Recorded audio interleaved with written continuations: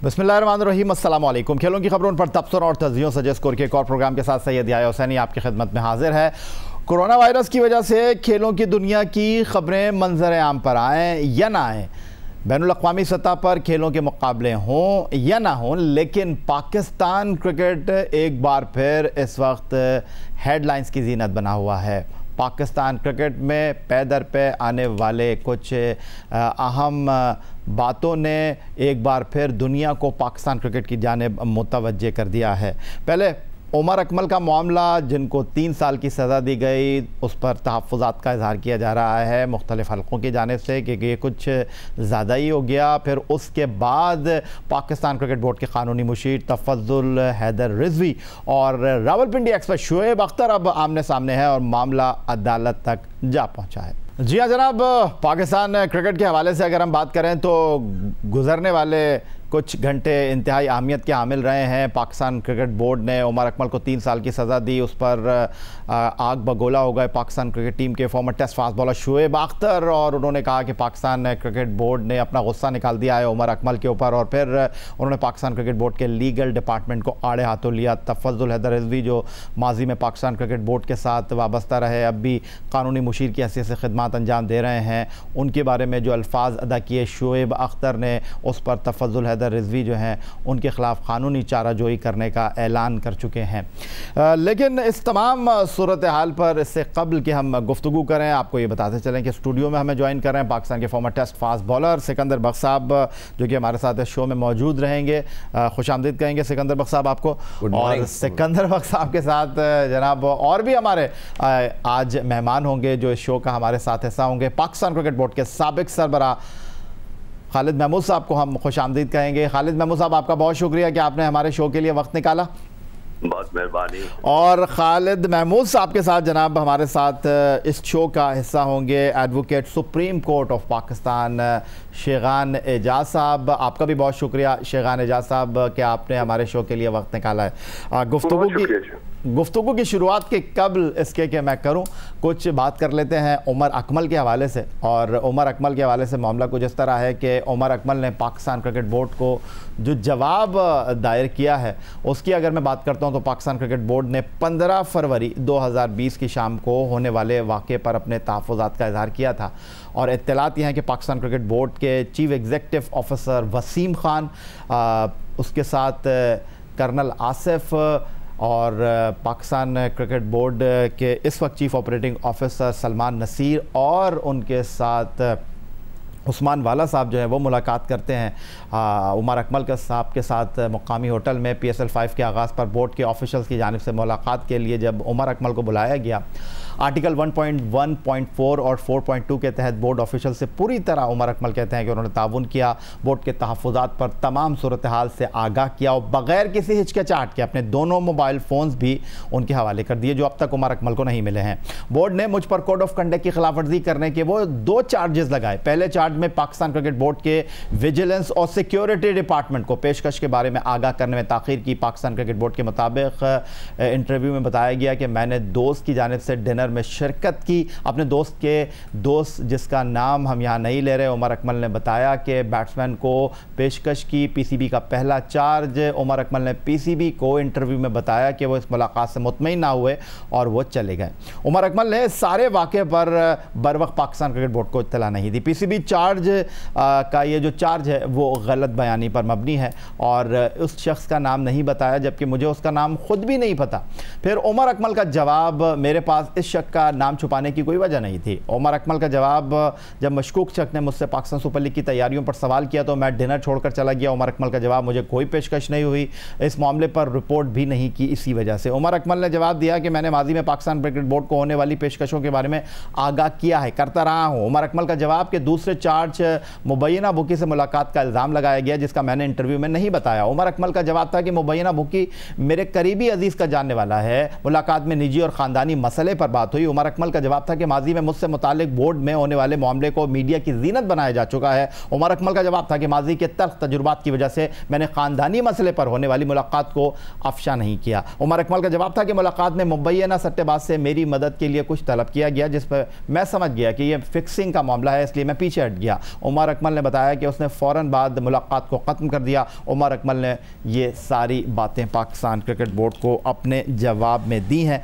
और उसके बाद उमर अकमल को 3 साल की सज़ा का सामना है। सीधा चलेंगे जनाब एडवोकेट सुप्रीम कोर्ट शेगान एजाज साहब की तरफ, जो माजी में शर्जील खान के लॉयर की हैसियत से पाकिस्तान क्रिकेट बोर्ड के साथ मुकालमा करते रहे हैं। उनसे पूछते हैं कि वो इस तमाम सूरत हाल को किस तरह देखते हैं। शेगान एजाज साहब, खुश आमदीद कहेंगे शो में आपको। आप माजी में इसी तरह की प्रोसीडिंग को हैंडल करते रहे हैं और पहले आपके जो क्लाइंट शर्जील खान साहब थे, जिन पर यह इल्ज़ाम था कि पाकिस्तान सुपर लीग सीज़न 2 2017 में उन्होंने पेशावर ज़ल्मी के ख़िलाफ़ इस्लामाबाद यूनाइटेड के तरफ से खेलते हुए 2 डॉट बॉल खेली थी। वो मैं पहले आपको दिखा देता हूँ, फिर आपकी तरफ आता हूँ। आपको दिखाते हैं जनाब किस तरह 2 डॉट बॉलें खेली थी शर्जील खान ने और उसके बाद उनको 2.5 साल की सस्पेंडेड सज़ा हुई थी और अब वो एक बार फिर पाकिस्तान क्रिकेट में वापस आए हैं। जी हाँ जनाब, शर्जील खान रंगे हाथों पकड़े गए, फिर उन्होंने पाकिस्तान क्रिकेट बोर्ड से माफ़ी मांगी। अब वो पाकिस्तान सुपर लीग में कराची किंग्स से खेल भी गए हैं और अब बातें हो रही हैं कि उनको पाकिस्तान टीम में वापस लाना चाहिए। शेगान एजाज साहब, सीधा आपकी तरफ आऊंगा, क्या कहेंगे उमर अकमल के इस तमाम वाक़े के ऊपर, सजा के ऊपर? उमर अकमल को जो सजा दी गई है, जो 3 साल की सजा है, वो माजी में जो सजाएं दी गई हैं नॉन डिस्क्लोजर के लिए या फेलियर टू रिपोर्ट के लिए, उस लिहाज से बहुत सख्त है। हमने देखा मोहम्मद इरफान को नॉन डिस्क्लोजर के लिए 6 माह की सजा दी गई। इसी तरह मोहम्मद नवाज को जो सजा दी गई वो 2 माह की थी। तो जो रेंज है सजा की एंटी करप्शन कोड के तहत, जो पीसीबी का एंटी करप्शन कोड है उसके तहत, वो 6 माह से सजा शुरू होती है और लाइफ बैन तक जाती है, या एग्रीड सैंक्शन के तहत जो सजा है वो इस रेंज से बाहर भी दी जा सकती है, जो नवाज के केस में हमने देखा जो सजा 6 माह से भी कम दी गई। उमर अकमल के केस के अंदर ये सजा, माजी में ऐसी कोई सजा, इतनी सख्त सजा प्लेयर्स को नहीं दी गई। ये सख्त सजा है, 3 साल की सजा। थोड़ा सा यहाँ पे ये देखना जरूरी है कि उमर अकमल के केस के अंदर एंटी करप्शन ट्रिब्यूनल जो है वो कॉन्स्टिट्यूट नहीं हुआ।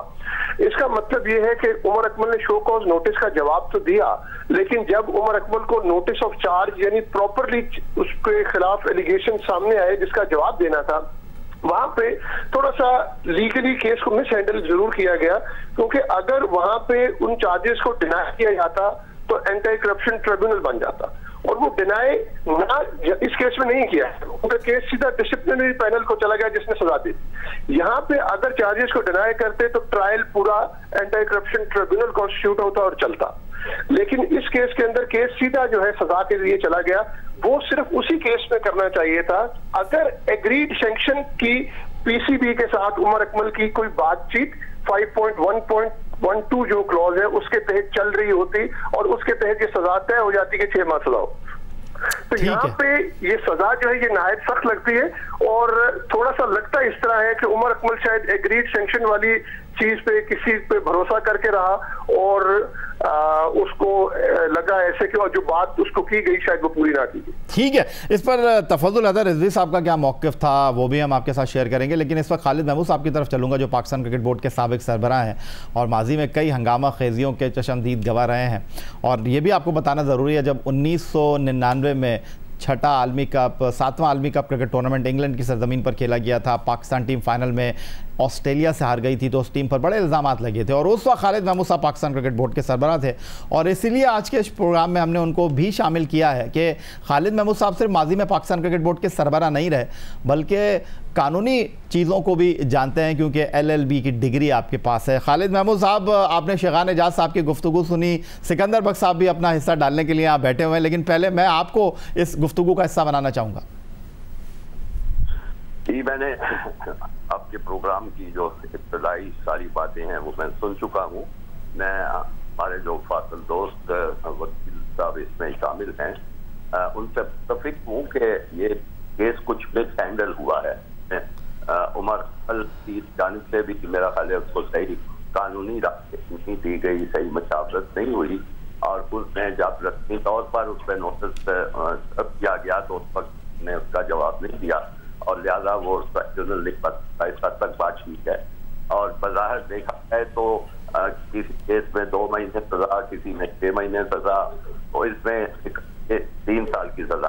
तो इस लिहाज से तो इसमें कोई शख्स नहीं कि सजा बहुत ज्यादा लगती है, लेकिन एक बात फिर भी मद्देनजर रहनी चाहिए। अब इस केस में तफसीली फैसला जो था, जो भी कमेटी या जो कॉम्पिटेंट लोग से तरफ से कोई फैसला नहीं आया।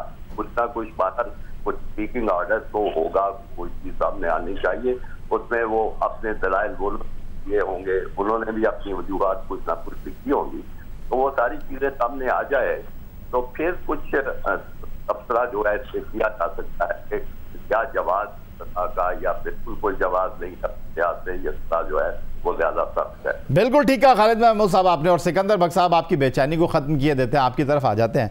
और ये जो बात हो रही है, शेगान एजाज साहब का वसी तजुर्बा है, advocate supreme court of Pakistan है, फिर खालिद महमूद साहब का अपना तजुर्बा है, मुशाहिदा है, उसकी बुनियाद पर वो भी यही कह रहे हैं कि कुछ ज़्यादा सज़ा हो गई, क्योंकि सबसे इंपॉर्टेंट चीज़ ये फेलियर टू रिपोर्ट का मामला है। मैच फिक्सिंग में इन्वॉल्व नहीं रहे हैं उमर अकमल, और ये हमारी आपसे बात होती रही है। तो हमारे जो दो सीनियर मुअज़्ज़िज़ आज शो में मेहमान हैं, उनकी गुफ्तगू आपने सुनी, तो आप किस तरह इस तमाम सूरत हाल को देख रहे हैं? देखिए, आपने खुद कहा, एक्चुअली मैं तो एक बात पे सख्ती से बिलीव करता हूँ, और ये पिछले 15 साल से मैं ये बात कर रहा हूँ और आज फिर दोबारा रिपीट कर रहा हूँ और मरते दम तक करता रहूँगा कि जिसने क्रिकेट में करप्शन की है उसका एंट्री स्टेडियम में बंद होनी चाहिए। ये मेरा स्टैंड है और मैं आपके इस स्टैंड पर कंधे से कंधा मिलाकर आपके साथ। मगर आप जब सख्ती की बात होती है तो आप कहने लगते हैं कि बच्चे के साथ सख्ती होगी। नहीं सर, मैंने कब कहा? नहीं, आप पिछले 1-4 दिन से यही बातें हो रही हैं कि जी उसके साथ जुल्म हो गया, उसके साथ जुल्म हो गया। भाई, उससे और ज़्यादा सख्त सज़ा होनी चाहिए। मैं तो कहता हूँ, उससे आपने खुद कहा कि वो गए किसी से ख़ानदानी मसले को हल करने के लिए, कि भाई वो कौन से बहुत बड़े तारिक जमील साहब थे कि जिन वो ख़ानदानी मसले हल करेंगे, उधर उनको लगा कि ये ऑफ़र कर रहा है मुझे, तो उन्होंने जाकर, मतलब ऑफ़र तो हो गई ना, तो he was supposed to report. खैर, मैं इस बात को ख़त्म, मैं इस पर ज़्यादा नहीं पढ़ूंगा, मैं बात लोगों की बात सुन। मगर मैं एक सवाल शेगन साहब से पूछना चाह रहा हूँ, मगर ये उमर अकमल का नहीं है, शर्जील के मामले में। देखें जी, शर्जील पे ये इल्ज़ाम लगा कि उसने पैसे लिए थे। क्या आपके पीसीबी ने ये साबित कर दिया था कोर्ट के अंदर जहां आप केस लड़ रहे थे कि उसने पैसे लिए? नहीं, ये चीज साबित नहीं हुई थी, ना कोई मनी ट्रेल था, ना ये चीज कभी कोई साबित हुई कि कोई पैसे किसी ने रिसीव किए थे। नहीं, बिल्कुल साबित नहीं, मगर फिर भी उसको सजा होगी। ये चीज साबित बिल्कुल। अच्छा, दूसरा सवाल मेरा आपसे ये है कि ये मुझे बताइए कि अगर मैं सलीम मलिक की तरफ जाता हूँ, आप वकील हैं बहुत बड़े सुप्रीम कोर्ट के, अगर सलीम मलिक का केस खुलता है, पुराने केसेस आते हैं, तो उनमें क्या दोबारा सजा हो सकती है? देखिए, उसमें तो क्योंकि सलीम मलिक के केस के अंदर तो जाहिर है, अब क्योंकि वो पहले लाइफ बैन हुआ और वो बातचीत बाद में तो खत्म भी हो गया वो, तो दोबारा सजा में तो ये है कि अब आगे कोई असाइनमेंट ना हो, यानी उसमें तो बात ये होगी ना कि और वैसे वो दोबारा खुलना देखना पड़ेगा, क्योंकि वो एक चीज अगर पास्ट एंड क्लोज ट्रांजैक्शन है, एक केस मुकम्मल हो गया, तो वो अब किस तरह खुल सकेगा अगर वही चीजें हैं, अनलेस कि कोई नई चीज सामने आए या कोई नया एलिगेशन है। नहीं, वो अगर मलिक साहब आके खड़े हो जाएं और कहना शुरू हो जाएं कि जी इसने मेरे साथ ये किया, इसने मेरे से पैसे लिए, इसने मुझसे पैसे दिए, ये लड़के सारे इसमें शामिल थे, तो क्या दोबारा उस पर हो सकती है इन्वेस्टिगेशन? मैं लीगल पॉइंट से पूछ रहा हूँ। उसमें बड़ा प्रॉब्लम आएगा, उस इन्वेस्टिगेशन में प्रॉब्लम आएगा, क्योंकि वो तो बहुत पुरानी चीज है। अच्छा। उसके अंदर ये पहले 15 साल 20 साल की खामोशी क्यों रही, अब इस स्टेज पे ये बातें बताने का मकसद क्या है, और उनकी बात आगे से कोरॉबरेट कौन करेगा, तो उसमें प्रॉब्लम आएगा, उसको साबित करना बहुत मुश्किल होगा। अच्छा, साबित करना मुश्किल होगा, लेकिन सबसे अहम पहलू यह है कि खालिद महमूद साहब, मुअज़्ज़िज़ चेयरमैन पाकिस्तान क्रिकेट बोर्ड, हमारे साथ मौजूद हैं। और खालिद महमूद साहब, जो justice retired Abdul Qayyum inquiry हुई थी, उसमें आपका भी जवाब था, वो हम आपको दिखाएंगे। लेकिन फ़िलहाल हम आपको ये दिखा रहे हैं कि जियो न्यूज़ के प्रोग्राम आज शाहज़ेब खानज़ादा में सलीम मलिक साहब ने शाहज़ेब खानज़ादा के साथ जो गुफ्तगू की है वो हम आपको दिखाते हैं, फिर उसके बाद खालिद महमूद साहब की तरफ चलते हैं। सब टीम में क्या हो रहा था? अगर आप कह रहे हैं कि आप जीत रहे थे और आप सिर्फ जीतने के लिए खेलते थे, तो आपके खिलाफ सब बात क्यों कर रहे थे? टीम के मैनेजर भी क्यों कह रहे थे कि सब हो रहा था? ऑब्वियसली टीम पॉलिटिक्स ही, मैं आपको बता रहा हूँ, उस वक्त लड़ाई थी 2 ग्रुप की। वकार और वसीम दोनों कप्तान बनना चाह रहे थे। जो दुनिया का इस वक्त पाकिस्तान के सबसे समझदार थे, आरिफ अली खान अब्बासी, उन्होंने उठा के मुझे कप्तान बनाया और उन्होंने कहा कि तुम इसको संभाल लोगे। मैंने कहा जी कोशिश करूंगा। और ये तो मैं हमेशा जिक्र करता हूं, जब मैं ओवर्स देने के लिए जाता था, ना मेरे से वकार बॉलिंग का बात करता था, ना वसीम वकार करता था, और मैं दोनों को एक ही चीज कहता था कि उसने तो 5 आउट करने हैं उधर से, तुम मेरे से बात तुम करो ना करो, तुम्हारा दुनिया में नाम है। यही चीज मैं उसको कहता था, और दोनों तीसरे बॉलर की बारी नहीं आती थी। उस वक्त उनको समझ आई ग्रुपों को कि यार ये तो पक्का होने लगा है, ये तो सारी सीरीज जीत गया है। फिर ये सब इकट्ठे हुए, फिर मेरे खिलाफ मुहिम चली। राशिद लतीफ़ ने आप पर और भी बहुत ज़्यादा इल्ज़ामात लगाए हैं। चेक्स वो बुकीज के मुख्तलिफ जगह पे पब्लिश हुआ कि वो दिखाते रहे कि वो आपके नाम पर थे। साथ ही उस टॉस के हवाले से जिसका आप जिक्र कर रहे हैं, उसमें उन्होंने कहा कि उन्होंने आपको कन्विंस कर लिया था टॉस के हवाले से, मगर आपने उसके बावजूद उल्टा फैसला किया, पाकिस्तान वो मैच हारा क्योंकि आपने वो मैच फिक्स किया हुआ था। देखें बॉस, बात सुने, ये कप्तान की मर्जी होती है। मैं समझता था उस वक्त कि हमें बारी लेनी चाहिए, तो मैंने वो डिसीजन लिया। मेरा वाइस कैप्टन उस पर एग्री नहीं कर रहा था, पर टीम मैंने लड़ानी थी ना, अंदर कप्तान लड़ाता है ना टीम। तो आपसे अच्छे भी डिसीजन होते हैं और बुरे भी होते हैं। सलीम मलिक साहब क्या कह रहे थे? आज शाहज़ेब खानज़ादा में शाहज़ेब खानज़ादा के साथ गुफ्तगू करते हुए एक क्लिप हमने आपके साथ शेयर किया। खालिद महमूद साहब की तरफ चलूँगा। खालिद महमूद साहब, 1999 वर्ल्ड कप में आप पाकिस्तान क्रिकेट बोर्ड के सरबराह थे और टीम फाइनल तक पहुंची, लेकिन फिर हार गई और उसके बाद टीम पर बड़े सवालात उठे, इल्ज़ामात लगे। मैं उस बहस में नहीं जाना चाहूँगा, लेकिन ये जो सलीम मलिक का एक नया पिंडोरा बॉक्स खुल रहा है, जिस पर सिकंदर बख्श साहब ने शेगान एजाज साहब से सवाल किया, आप क्या कहना चाहेंगे? देखिए, सलीम मलिक इस वक्त जो भी कहें, मुझे नहीं पता कि वो खानज़ादा साहब ने मजीद उनसे क्या सवालात पूछे। अब ये 20-21 साल पुरानी बात है, वो जो मलिक क़य्यूम साहब वाली इंक्वायरी हुई थी, लेकिन क्या उनसे ये सवाल पूछे गए कि बाकी चीज़ें तो आप छोड़ दें, 3 या 2 ऑस्ट्रेलियन खिलाड़ी थे, एक शेन वॉर्न थे और एक टीम में थे मार्क वॉ थे। उन्होंने ये कहा था कि ये साहब हमारे पास आए और उन्होंने हमें पैसा ऑफर किया और कहा कि ये मैच आप जो है हार जाएं या जीत जाएं, जो भी चीज थी। तो वो तो इतनी अहम गवाहियां उनके खिलाफ आई थी उन प्रोसीडिंग में, जिसका कोई जवाब किसी के पास नहीं था। वो ऑस्ट्रेलियन खिलाड़ी क़य्यूम साहब के सामने पेश हुए, उन्होंने ये गवाही दी। वो गवाही मैंने भी सुनी, उस वक्त मुझे बुलाया गया था। बच्चे गैर मुल्की खिलाड़ी हैं तो आप भी देख लेंगे क्या कहते हैं। वो सारा कुछ हुआ जिसका कोई जवाब सलीम मलिक साहब के पास नहीं था। इस तरह की और उनके खिलाफ गवाहियां कही आई मुख्तलिफ तरफ से, तो इसलिए उनको बैन कर दिया गया। अब उसके बाद ये अंदरूनी सियासत और वसीम अकरम ये करता था और मुख्तार यूनुस वो करता था, ये तो बिल्कुल ऐसे इजाफी सी बातें हैं जिसकी कोई अहमियत नहीं है। इस किस्म की सियासत जो होती है अक्सर और बेशतर पाकिस्तान की टीम में भी और शायद दूसरी टीमों में भी होती रही है। तो ये उससे ये नहीं होता कि वो कप्तान के खिलाफ मैच फिक्सिंग के इल्जाम लग जाए। और ये इल्जाम ये भी है कि ना वसीम अकरम ने लगाया है ना मुख्तार यूनुस ने लगाया।